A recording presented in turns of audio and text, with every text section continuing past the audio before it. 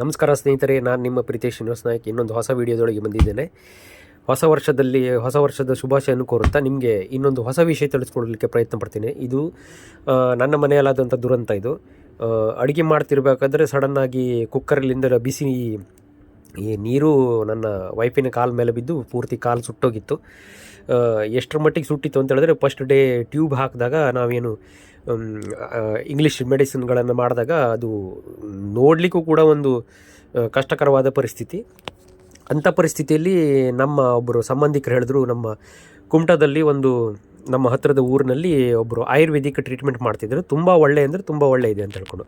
ಕಾರಣ ಅಂತ ಹೇಳಿದ್ರೆ, ನನ್ನ ಹೆಂಡತಿಯ ಅಕ್ಕನ ಮಗ ಪಟಾಕಿಯ ಮದ್ದನ್ನು ಫುಲ್ಲು ಮದ್ದನ್ನು ಏನು ಗರ್ನಲ್ನ ಮದ್ದನ್ನು ತೆಗೆದುಕೊಂಡು ಇಟ್ಟುಕೊಂಡು ಮಕ್ಕಳು ಆಟ ಆಡ್ತಿರ್ಬೇಕಾದ್ರೆ ಅವರಿಬ್ಬರ ಮಕ್ಕಳ ಮುಖ ಸುಟ್ಟೋಗಿತ್ತು. ಈ ಫೋಟೋದಲ್ಲಿ ಫಸ್ಟ್ ಕಾಣ್ತಿರುವಂಥವ್ರು ಅವರೇ.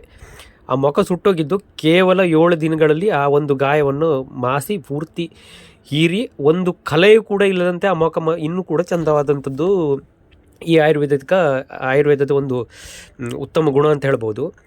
ಇವರು ನಮ್ಮ ಊರಿನ ಹತ್ತಿರದಲ್ಲೇ ಹೊನ್ನಾವರದಿಂದ ಕುಮಟಾ ಚಂದಾವರದ ನಂತರ ಒಂದು ಸ್ವಲ್ಪ ಒಳಗಡೆ ಆಗುತ್ತೆ ರೋಡು.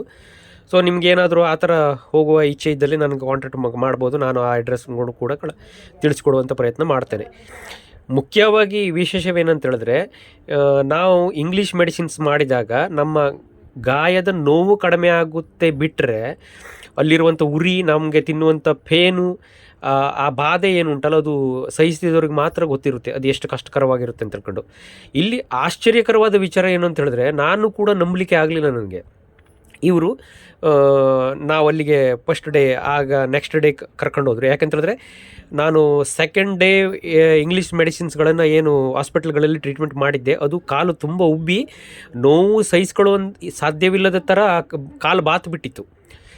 ಆದರೆ ನಾನು ಅಲ್ಲಿಗೆ ಹೋದ ನಂತರ ಅವ್ರು ಮಾಡಿದ್ದೇನಿಲ್ಲ, ಫಸ್ಟು ಆ ಏನು ಕ್ರೀಮ್ಗಳನ್ನೆಲ್ಲ ಹಚ್ಚಿದ್ರು ಅದನ್ನೆಲ್ಲ ತೊಳೀರಿ ಅಂತ ಹೇಳಿದ್ರು. ಸ್ವಲ್ಪ ಬೆಚ್ಚಗಿನ ನೀರಲ್ಲಿ ಅದರ ಕಾಲನ್ನು ಮುಳಿಸಿ ಒಂದು ಬಟ್ಟೆಯಲ್ಲಿ ಅದನ್ನು ಡ್ರೈ ಮಾಡಿ ಆನಂತರ ಅವರೇ ರೆಡಿ ಮಾಡುವಂಥ ಒಂದು ಆಯುರ್ವೇದಿಕ್. ಅದು ತುಂಬ ಫೇಮಸ್ ಆಗಿದ್ದಾರೆ. ಅಂದರೆ ಎಷ್ಟರ ಮಟ್ಟಿಗೆ ಫೇಮಸ್ ಆಗಿದ್ದಾರೆ ಅಂದರೆ, ಅದು ಮುಂದಿನ ಇದರಲ್ಲಿ ಹೇಳುತ್ತೇನೆ. ಅವರೇ ಕಾಲನ್ನು ತೊಳೆದು ಈ ಥರದಲ್ಲಿ ಲೇಪನ ಮಾಡ್ತಾರೆ ಅವರು ಲೈಟಾಗಿ. ಇದೆ ಅಂತ ಹೇಳಿದ್ರೆ, ಈ ಮದ್ದು ಆಶ್ಚರ್ಯಕರ ಏನಂತ ಹೇಳಿದ್ರೆ, ಎಲ್ಲ ಮದ್ದು ಹಾಕಿದರೆ ಉರಿತದೆ ನಮಗೆ, ಆದರೆ ಈ ಮದ್ದು ಹಾಕಿದರೆ ತಂಪಾಗ್ತದೆ. ತಂಪು ಅಂತ ಹೇಳಿದ್ರೆ ಕಾಲಿಗೆ ಎಷ್ಟು ಸುಖ ಅಂತ ಹೇಳಿದ್ರೆ ನೀವು ನಂಬಲಿಕ್ಕೆ ಆಗಲ್ಲ, ಅಷ್ಟು ಚಂದ. ಮತ್ತು ಇವರು ಸ್ವತಃ ಅವರ ಹಸ್ತದಿಂದಲೇ ಹಾಕಿರುವಂಥದ್ದು. ಕಾರಣ, ಆಯುರ್ವೇದದಲ್ಲಿ ಒಂದು ಉಲ್ಲೇಖ ಏನಿರುತ್ತೆ ಅಂತ ಹೇಳಿದ್ರೆ, ಪ್ರತಿಯೊಂದು ಔಷಧಿ ಮಾಡಲಿಕ್ಕೂ ಕೂಡ ಅವ್ರದ್ದೇ ಮನೆತನದವರು ಅಥವಾ ಆ ಆಯುರ್ವೇದಕ್ಕೆ ಪರಿಣಿತರ ಆಗಿರಬೇಕು. ಅವರ ಕೈಯ ಹಸ್ತ ಆ ಪಾದಕ್ಕೆ ಟಚ್ ಆದಾಗಲೇ ಅದು ಅತಿ ವೇಗವಾಗಿ ಗುಣವಾಗುತ್ತೆ ಅಂತ ಹೇಳುವಂಥ ನಂಬಿಕೆ ಅಂತೂ ಇದ್ದೇ ಇದೆ. ಹಾಗೆ ಈ ಮದ್ದು ಮಾಡುವಂಥ ವ್ಯಕ್ತಿಗಳು ಆಲ್ರೆಡಿ ನಮ್ಮ ಚಂದಾವರ ಹನುಮಂತ ದೇವಸ್ಥಾನದ ಮೂಲ ಏನು ಉಂಟಲ್ಲ ಅಲ್ಲಿ ಅವರು ನಿರ್ವಹಿಸ್ತಿರುವಂಥವ್ರು. ಹಾಗೆ ತೋಟಗಾರಿಕೆಗಳನ್ನು ಮಾಡುವರು. ಮತ್ತು ಇವರಲ್ಲಿ ಇನ್ನೊಂದು ವಿಶೇಷ ಏನಂತ ಹೇಳಿದ್ರೆ, ಆಯುರ್ವೇದಿಕದಲ್ಲಿ ಮತ್ತೊಂದು ಡಯಾಬಿಟಿಸ್ ಏನು ಆಗುತ್ತಲ್ಲ ಅಂಥದ್ದನ್ನು ಔಷಧಿ ಕೊಡುವಂಥ ಸಾಮರ್ಥ್ಯವನ್ನು ಕೂಡ ಇವರು ಹೊಂದಿದ್ದಾರೆ. ಔಷಧಿ ಎಷ್ಟು ಪ್ರೇಮ ಅಂತ ಹೇಳಿದ್ರೆ, ದೊಡ್ಡ ವ್ಯಕ್ತಿಗಳು, ದೊಡ್ಡ ಅಂತ ಹೇಳಿದ್ರೆ ಆಲ್ರೆಡಿ ಈಗಾಗಲೇ ಸರ್ಕಾರಿ ಕೆಲಸದಲ್ಲಿ ನಿರ್ವಹಿಸುತ್ತಿರುವಂಥ ಉನ್ನತ ಅಧಿಕಾರಿಗಳು ಇವರ ಹತ್ರ ಔಷಧಿ ತೆಗೆದುಕೊಂಡಿದ್ದಾರೆ. ಹಾಗೆ ಇಲ್ಲಿ ತನಕ ಟೋಟಲ್ ಮೈಯನ್ನೇ ಸುಟ್ಟುಕೊಂಡಿರುವಂಥವ್ರನ್ನು ಕೂಡ ಇವರು ಔಷಧಿ ಮಾಡಿದ್ದಾರೆ.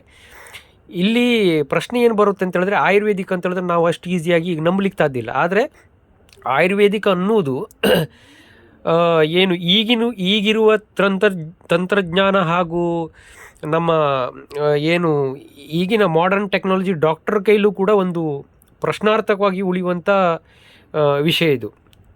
ಯಾಕೆಂತೇಳಿದ್ರೆ, ನನ್ನದೇ ಒಂದು ಕಾಲು ಲಾಸ್ಟ್ ಟೈಮಲ್ಲಿ ಇದಾಗದಾಗ ಮ್ಯಾಕ್ಸಿಮಮ್ 3 ತಿಂಗಳ ಔಷಧಿ ಮಾಡಿ ಕೂಡ ನನ್ನ ಕಲೆ ಹಾಗೇ ಇದೆ.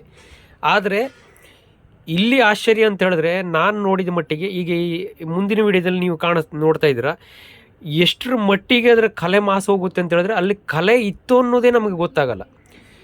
ಈ ವಿಡಿಯೋದಲ್ಲಿ ಒಂದು ಲಾಸ್ಟ್ ಕೊನೆಯಲ್ಲಿ ನನ್ನ ಒಂದು ಏನು ಅಣ್ಣನ ಮಗನ ಏನು ಫೋಟೋಸ್ ಹಾಕಿದ್ದೇನೆ ನಾ 2.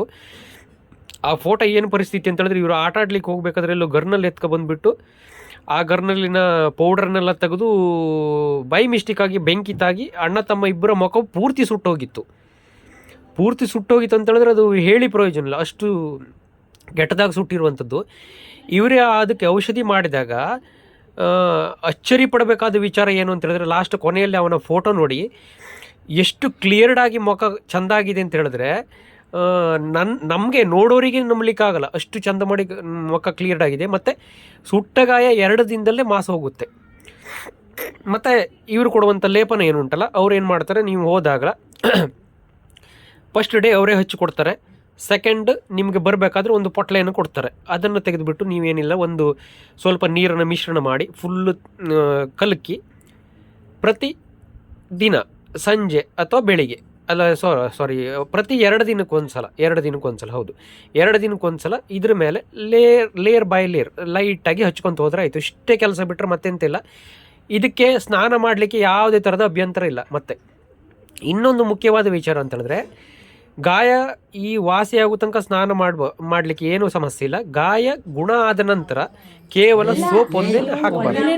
ಇವರಿಗೆ ಈಗಾಗಲೇ ಸನ್ಮಾನ ಪತ್ರಗಳನ್ನು ಕೂಡ ದೊರಕದ್ದುಂಟು ನೋಡಿ. ಇದು ನೆಕ್ಸ್ಟ್ ಡೇ ಬಂದಾಗ ಈ ಥರ ಡ್ರೈ ಆಗಿರುತ್ತೆ ನೋಡಿ. ಆವಾಗಿರುವಂಥ ಕಾಲು ಈಗಿರುವಂಥ ಕಾಲು ನೋಡಿ, ಕೇವಲ 3 ದಿನಗಳಲ್ಲಿ ಪೂರ್ತಿ ಗಾಯ ಮಾಸಿ ಕಾಲು ಏನು ಈ ಮಧ್ಯೆ ಹೇಗೆ ಅಂತ ಹೇಳಿದ್ರೆ, ನಿಮ್ಮ ಗಾಯ ಎಲ್ಲೆಲ್ಲಿರುತ್ತೆ ಅಲ್ಲ ಮಾತ್ರ ಅಂಟ್ಕೊಂಡಿರುತ್ತೆ. ಗಾಯ ಗುಣ ಆದಾಗಲೇ ಬಿಟ್ಟುಬಿಡುತ್ತೆ. ಅದನ್ನು ನೀವು ಕೈಯಿಂದ ಏಳಿಸುವಂಥದ್ದು ಏನೂ ಅವಶ್ಯಕತೆ ಇಲ್ಲ, ಅದಾಗಿ ಬಿಟ್ಟು ಹೋಗುತ್ತೆ. ಇದು ನೋಡಿ, ಈಗ ನೋಡಿದ್ರಲ್ಲ ಅದೇ 2 ದಿನಕ್ಕೆ ಒಂದ್ಸಲ ಪ್ರತಿದಿನ ಇದನ್ನು ಹಚ್ಚಿದ್ರೆ ಆಯಿತು. ತೆಳ್ಳ ಮಾಡಿ ಲೇಪ ಮಾಡಿ ಎಷ್ಟು ಬೇಗ ಗುಣ ಆಗುತ್ತೆ ಅಂತ ಹೇಳಿದ್ರೆ, ಒಂದು ಚೂರು ನೋವು ಕೂಡ ಬರುವುದಿಲ್ಲ ಅವರಿಗೆ. ಒಂದು ಪೇನ್ ಇಲ್ಲ, ನೋವಿಲ್ಲ, ಏನೂ ಇಲ್ಲ. ಅದು ಖುಷಿ ಕೊಡುವಂಥ ವಿಚಾರ.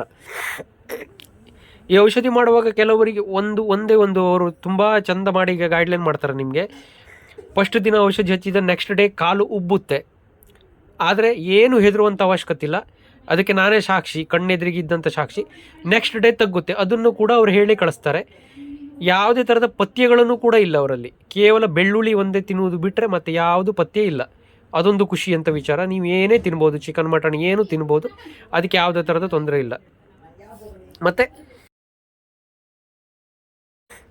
ಮತ್ತು ಇನ್ನೊಂದು ವಿಚಾರ ಅಂತ ಹೇಳಿದ್ರೆ, ಸೊ ಈಗ ಸುಟ್ಟ ಕಾಲು ಅದರ ಗಾಯ ಗುಣ ಮಾಡ್ತೀರಂತ ತಿಳ್ಕೊಂಡಿದ್ರೆ, ಅದು ಒಂದೇ ಅಲ್ಲ ಇವ್ರದ್ದು. ಈಗ ಆಲ್ರೆಡಿ ಸುಟ್ಟ ಕಾಲಿನ ಗಾಯದ ಏನು ಮಾರ್ಕಿಂಗ್ಸ್ಗಳು ಅಂತ ಹೇಳಿದ್ರೆ, ಕಲೆಗಳು ಇದ್ದೇ ಅಂತ ಹೇಳಾದರೆ ಅದನ್ನು ಕೂಡ ಕ್ಲಿಯರ್ ಮಾಡಿಕೊಡುವಂಥ ಅವ್ರ ಹತ್ರ ವ್ಯವಸ್ಥೆ ಇದೆ. ಯಾಕೆಂತ ಹೇಳಿದ್ರೆ, ಈಗ ಆಲ್ರೆಡಿ ನಮ್ಮ ಕಾಲು ಸುಟ್ಟು ಹೋಗಿದೆ, ಅದು ಕಲೆ ಬಿದ್ದುಕೊಂಡೇ ಇದೆ, ಹೋಗಲೇ ಇಲ್ಲ ಅಂತ ಇಟ್ಕೊಳ್ಳಿ. ಆದರೆ ಇವ್ರ ಹತ್ರ ಬಂದರೆ ಅದನ್ನು ಕೂಡ ಅವರು ಮಾಸುವಂಥ ಔಷಧಿಯನ್ನು ಕೊಡ್ತಾರೆ. ಅದೊಂದು ಏನು ಅಂತ ಹೇಳಿದ್ರೆ ಸಂತೋಷ ಕೊಡುವಂಥ ವಿಚಾರ ನಮಗೆ ಇದು ಕೇಳಲಿಕ್ಕೆ. ಸೊ ಇದು ಹೊನ್ನಾವರದಿಂದನೂ ಕೂಡ ಹೋಗ್ಬೋದು, ಹಾಗೆ ಕುಮಟದಿಂದನೂ ಕೂಡ ಹೋಗ್ಬೋದು. ಹೊನ್ನಾವರದಿಂದ ಹೋದರೆ ಚಂದಾವರಕ್ಕೆ ಹೋಗಿ ಅಲ್ಲಿಂದ ಏನು ಅಂತ ಹೇಳಿದ್ರೆ ಮೂರೂರು ರೋಡ ಮುಖಾಂತರವಾಗಿ ಹೋಗಬೇಕಾಗುತ್ತೆ. ಯಾರಿಗಾದರೂ ಅಡ್ರೆಸ್ ಅಂತ ಬೇಕಾದಲ್ಲಿ ನಾನು ಧಾರವಾಡ ಸಂಪರ್ಕಿಸ್ಬೋದು. ಈಗ ನೋಡಿ, ಇದು ನಮ್ಮ ಹೆಂಡತಿಯ ಕಾಲು ಕೇವಲ 20 ಡೇಸ್ ನಂತರ ಈ ಕಾಲು ಈ ಥರ ಆಯಿತು. ಇವತ್ತಿಗೆ 30ನೇ ದಿನ, 30ರಿಂದ 32ನೇ ದಿನ ಐ ಥಿಂಕ್ ಅಷ್ಟೇ. ಆದ್ರೆ ನೋಡಿ, ಮೊದಲಿರುವಂಥ ಹೇಗೆ ಸುಟ್ಟಿದ ಕಾಲು ಈಗ ಪೂರ್ತಿ ಗುಣ ಆಗಿ ಎಲ್ಲ ಚರ್ಮ ಎದ್ದು ಹೊಸ ಚರ್ಮಗಳು ಬರ್ತಾ ಇದೆ. ಇಲ್ಲಿ ಮುಂದೆ ನೋಡ್ತಿದ್ರಲ್ಲ, ಈ ನಾನು ಏನು ಆವಾಗ ಇಷ್ಟ ತನಕ ಹೇಳ್ತಿದ್ದಾನೆ, ಇದೇ ಹುಡುಗ ನೋಡಿ, ಇವನು ಪೂರ್ತಿ ಮುಖ ಸುಟ್ಕೊಂಡಿದ್ದ. ಆ ಮುಖ ಹೆಂಗಿತ್ತು ಅಂತ ಹೇಳಿದ್ರೆ ಸ್ಟಾರ್ಟಿಂಗಲ್ಲಿ ಫೋಟೋಲ್ಲಿ ನೋಡಿದ್ರೆ ನೀವು, ಈಗ ಇವನ ಮುಖ ಹೇಗಾಗಿದ್ದು ನೋಡಿ, ಎಷ್ಟು ಬೆಳ್ಳಗಾಗಿ, ಮೊದಲಕ್ಕಿಂತ ಸುಂದರವಾಗಿದ್ದಾನೆ. ಅವನು ಸ್ಕೂಲಿಗೆ ಹೋಗ್ಲಿಕ್ಕೆ ರೆಡಿ ಇಲ್ದಾಗಿದ್ದು ಬಿಂದಾಸ್ ಆಗಿ ಹೋಗ್ತಾವನೆ. ಸೊ ನಿಮಗೆ ಈ ಥರದ ಏನಾದರೂ ಆಯುರ್ವೇದಿಕ್ ಮಾಡುವಂಥ ವಿಚಾರ ಇದ್ದರೆ ಧಾರಾಳವಾಗಿ ನನ್ನನ್ನು ಸಂಪರ್ಕಿಸ್ಬೋದು. ನಮಸ್ಕಾರ, ಎಲ್ಲರೂ ಆರಾಮಾಗಿರಿ, ಸುಖವಾಗಿರಿ.